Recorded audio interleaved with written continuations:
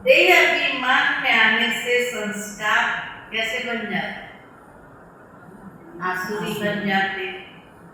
कल भी बाबा की मुरली थी कर्म फिलॉसफी पर। बाबा ने बताया छोटे छोटे विकर्म भी बहुत हो जाते हैं। भक्ति मार्ग में भी कई लोग खास मंदिर जाते हैं चप्पल चोरी करने के लिए। कल बाबा ने कहा ये मुरली के अंदर वो संस्कार जब ज्ञान मार्ग में आते थे तो भी क्या परिवर्तन इतना जल्दी नहीं होते। रियलाइजेशन हो तो परिवर्तन।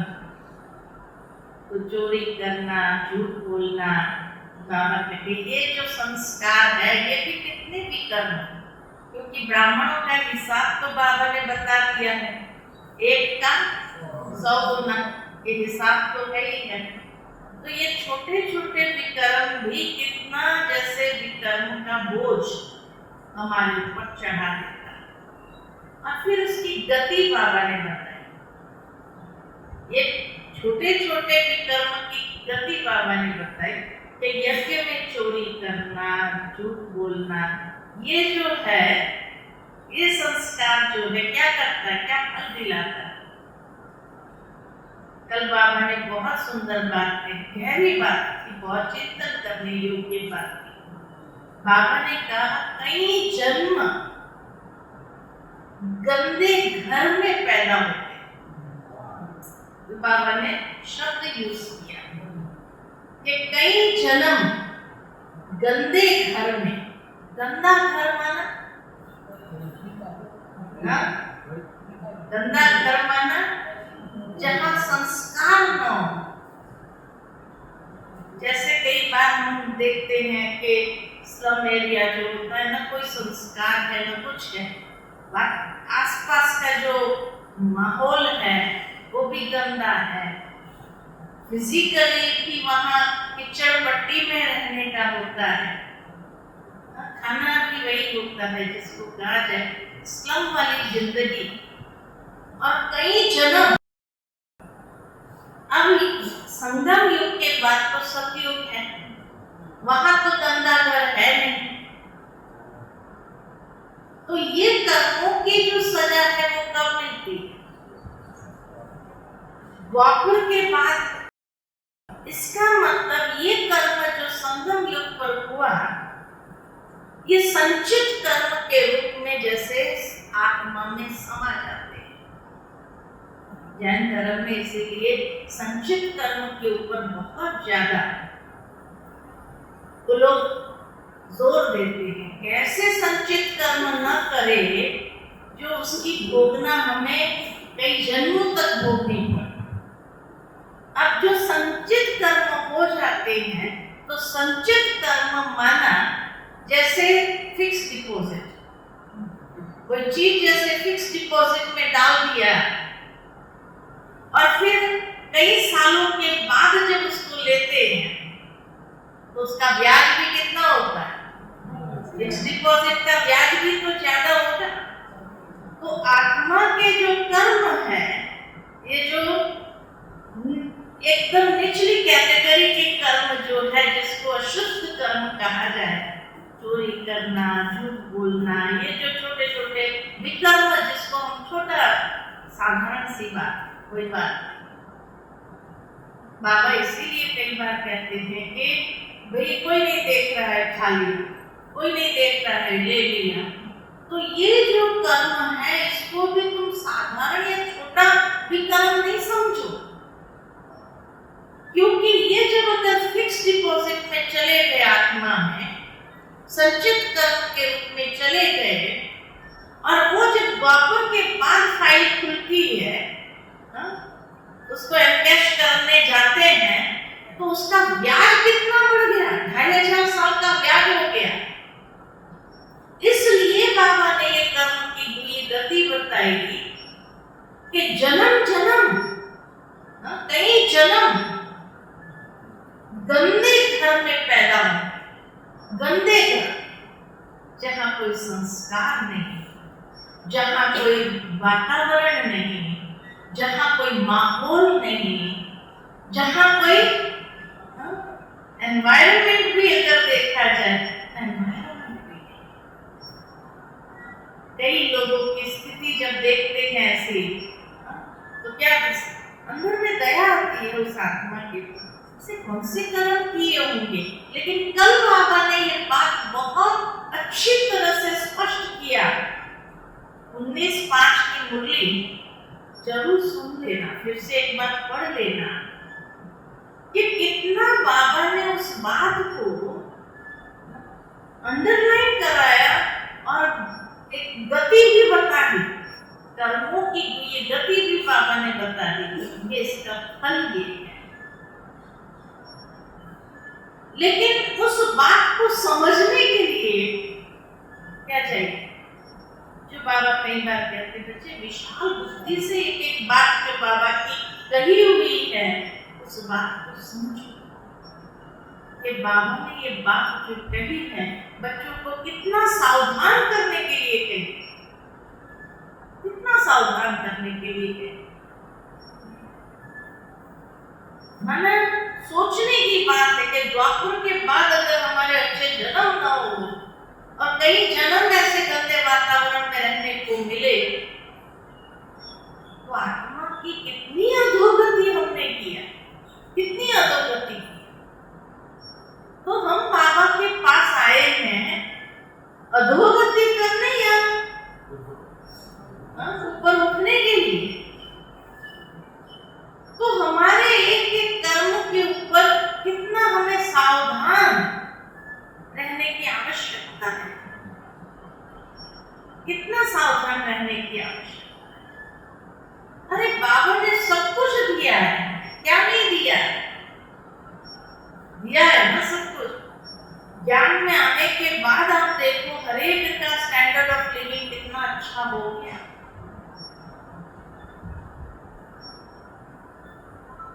बाबा ने जिस तरह से हमें एक लाइफस्टाइल दे दी, उस लाइफस्टाइल से हमारी कितनी अच्छी स्थिति होती जा रही।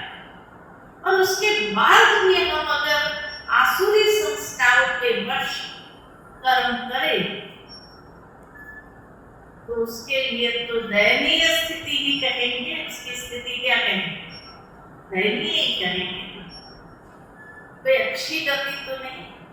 तो इसीलिए बाबा के जो सूक्ष्म में भले एक लाइन वो थी बाबा की मुरली के अंदर, लेकिन वो लाइन ने इतना जैसे कि ट्रिगर कर देता है बुद्धि को सोचने के लिए कि यहाँ से जाने के बाद तो सत्युग है, तो सत्युग में तो चलो जो अच्छे कर्म किए हैं वो प्राप्ति होती है, लेकिन बाद का जो होगा वो।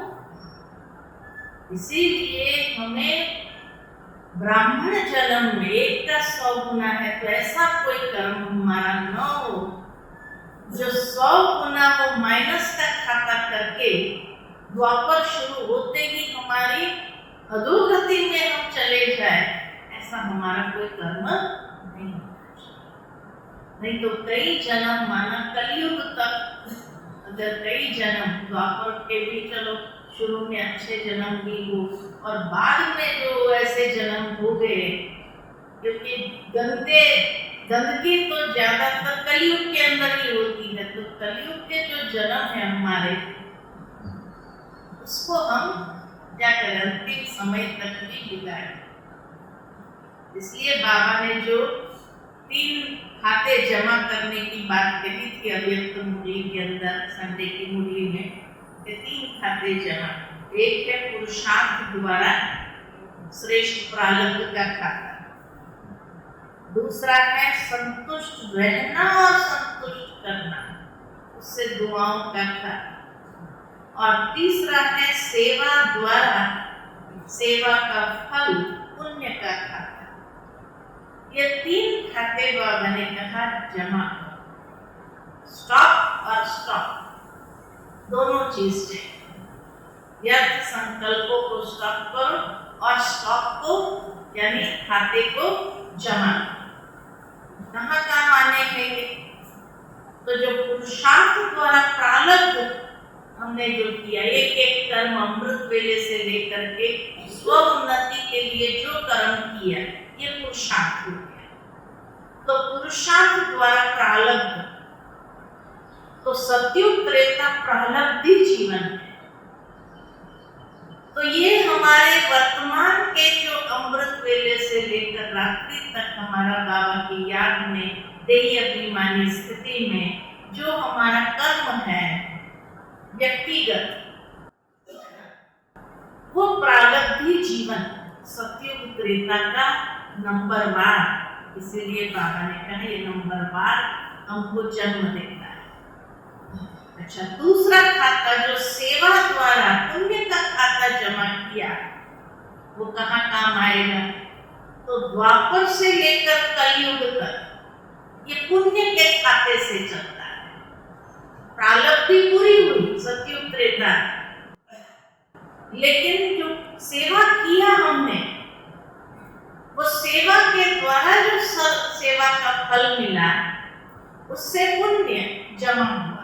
तो द्वापर के बाद के जो जन्म है पुण्य के खाते से चलते हैं। इसलिए बाबा कहते कि उस सेवा के कारण जो संस्कार, वो भी संस्कार संचित ले जाते हैं। तो द्वापर के बाद जैसे कई लोग दान पुण्य करके सेवा करते रहते हैं, तो उसका फल भी प्राप्त होता है। तो सेवा के द्वारा जो पुण्य हुआ, तो द्वापर से कलयुग 63 जन्म जो है उस पुण्य के खाते से चलते। इसलिए बाबा कहते स्व पुरुषार्थ और सेवा अंतिम घड़ी तक करते रहो, क्योंकि उसी से हम पूरे साइकिल अपने आप को चलाने वाले हैं। लेकिन ये भी अटेंशन रखना है कि अगर यहाँ पर ये छोटे छोटे विकर्म किए, तो जैसे सेवा द्वारा पुण्य जमा हुआ, उसका फल भी मिलेगा, तो द्वापर में अच्छे जन्म भी मिलेंगे। लेकिन जैसे जैसे कलयुग आता जाएगा, तो ये फाइल जब खुलती है फिक्स डिपॉजिट वाली, तो उसका इंटरेस्ट कितना होगा? 3 युग का इंटरेस्ट। तो 3 युग का इंटरेस्ट, तो कितनी अधोगति होगी सोचो, कितनी अधोगति में एकदम। तो पुण्य का फल जहां तक है वो तो चलता रहेगा, लेकिन फिर वो फिक्स डिपॉजिट भी खुलती है। और तीसरा जो कहा दुआओं का खाता, वो कहाँ काम आता है? अंतिम समय। अंतिम समय में जो बाबा ने कहा चारों ओर से पेपर आएगा। चारों ओर कौन से? चारों ओर से पेपर, दुख के पहाड़ गिरने वाले। बाबा के एक शब्द को याद करो, दुख के पहाड़ गिरने वाले, चारों ओर से पेपर आएगा। तो ये चारों ओर कौन से हैं? तन का हिसाब भी होगा, दूसरी आत्माओं के साथ तो इविल स्पिरिट का हिसाब भी होगा। ताकि लौकिक दुनिया वाले तो जय जयकार ही करेंगे, प्रत्यक्षता होगी तो जय जयकार। लेकिन ब्राह्मण परिवार के पेपर, लौकिक दुनिया के पेपर खत्म हो जाएंगे, वो जय जयकार करना शुरू करेंगे। लेकिन जो ब्राह्मणों के साथ के हिसाब है, वो भी पेपर आएगा, परिस्थितियों का पेपर आएगा, समस्याओं का पेपर आएगा, प्रकृति का पेपर आएगा। मैंने बैठ करके एक बार चारों ओर से निकाला, कितने पेपर आएंगे? 16 पेपर आते हर एक व्यक्ति के साथ। तो अंतिम समय अगर 16 पेपर आए, सोचो इतने, और एक साथ में अगर आएंगे, तो माना उसको टक्कर देने के लिए, ताकि अंत मध्य सुगति हमारी एकदम बुरी न हो, तो उसके लिए क्या करना पड़ेगा? दुआओं का खाता, क्योंकि ये दुआएं ही हमें इस मुसीबत से बाहर निकाल सकती हैं। बिना दुआएं ये पेपर क्रॉस करना आसान है। जिसको कहे एकदम तड़पन वाली स्थिति, तड़पन वाली स्थिति वो नहीं होनी चाहिए। तो अंतिम समय अगर ये पेपर आए, सारे तन के पेपर भी आए, तो मन के पेपर भी आए, धन के पेपर भी आए, सारे पेपरों की लिस्ट निकालो, कितने पेपर आ सकते हैं, कहां से आ सकते हैं। लास्ट में अगर मेंटल शॉक नहीं जाए, किसी को मन अस्थिर हो जाए, तो क्या होगा, योग लगेगा, बाबा की याद आएगी क्या? तो ये मन का पेपर भी तो होगा, इम्बैलेंस, मानसिक इम्बैलेंस का, इमोशनली उसका पेपर भी तो आएगा।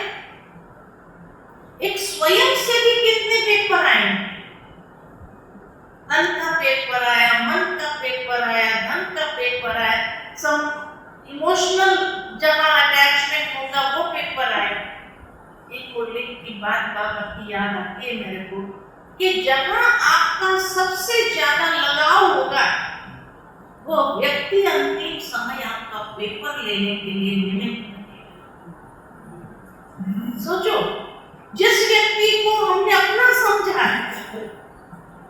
कि ये तो मेरा पेपर ले नहीं सकता है, वो पेपर लेगा।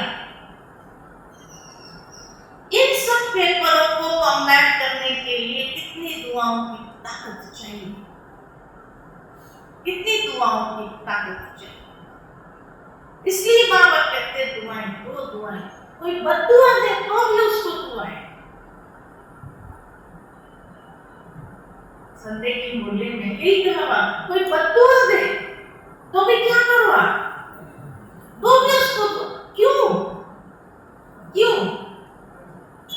ये दुआओं का खाता जितना हमारा भरपूर होगा, और दुआओं का खाता भरपूर होने का आधार है संतुष्ट करना। संतुष्ट रहना बड़ी बात नहीं, लेकिन संतुष्ट करना। जब कोई इंसान हमें थैंक्स भी कहता है ना, ये दुआ है, थैंक्स के रूप में दुआ है। मानो उसको संतुष्टि मिली, तो ये थैंक्स शब्द, ये थैंक्स नहीं है, ये दुआ है। ऐसी दुआएं जमा करते जाओ, क्योंकि अंतिम समय ये दुआएं ही काम करेगी कि हर हालत में हमें हर प्रकार के पेपर से पार। हालात ऐसी होगी, परिस्थिति ऐसी होगी, प्रकृति ऐसे पेपर लेंगी। जब केदारनाथ में जब वो प्राकृतिक आया था एकदम, तो उस समय जब वहां जाना हुआ तो कई लोग ऐसे देखे, अच्छे कपड़े, भिखारी की लाइन में बैठे। लोग हमको बता रहे थे, इसको जो शौक लगा है ना उस वक्त जो शौक लगा है, तो वो अपना नाम भी भूल गई है, कहां से आई, दिखती अच्छे घर की है, लेकिन कहां उसको पहुंचाए, तो भिखारी की लाइन में बैठे।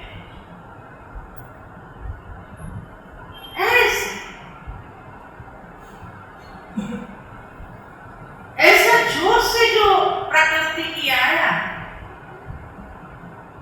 तो उस समय कहा कि भाई जो बुजुर्ग गए थे उस यात्रा पर, तो बुजुर्गों को छोड़ते हुए उनके बेटों ने कहा, बहू ने कहा कि अभी आपको तो हम उठा करके नहीं ले जा सकेंगे, बाप की वैसे भी उम्र हो गई है, और ये तीर्थ पर मृत्यु होगी तो सदगति को प्राप्त करेंगे, तो हम चाहते हैं और छोड़ के।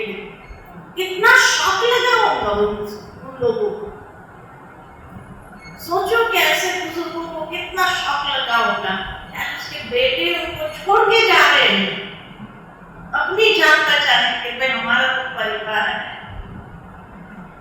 आप वैसे भी थोड़े दिन के, हम यात्रा तो कर लिया, कोई बात नहीं, यही प्राण छूटे तो, ये कहते हुए उनको छोड़ के जाने वाले, सोचो अब वो बच गए, वो भिखारी के लाइन में बैठे। ये सब चीजें अगर हम सोच सोचे तो ये अंतिम समय के जो बाबा कहते हैं दुख के पहाड़ गिरने वाले हैं। अब इससे बड़े दुख के पहाड़ हम क्या कर सकते हैं? तो कितना दुआओं का खाता चाहिए। तो इसीलिए कहा कि ये छोटे छोटे जो हिसाब है, ये छोटे छोटे हिसाब की इतना संचित कर्मों का खाता बढ़ा देगा जो उसको भोगने के लिए कलयुग, अगले कलयुग में जब वो फाइल खुलेगी तो उस समय क्या स्थिति होगी। इसीलिए कहते हैं कोई रिस्पॉन्सिबल नहीं है हमारे कर्मों के लिए, हमारी दशा के लिए, हम खुद अपने कर्मों से रिस्पॉन्सिबल हैं। तो ये कर्मों की ये गति कल की बाबा की मुरली के बाद जो चिंतन चला कि सचमुच बाबा ने एक लाइन में बहुत सी बातें कही, एक लाइन में ही, लेकिन एक लाइन में बहुत बातें बाबा ने कह दिया।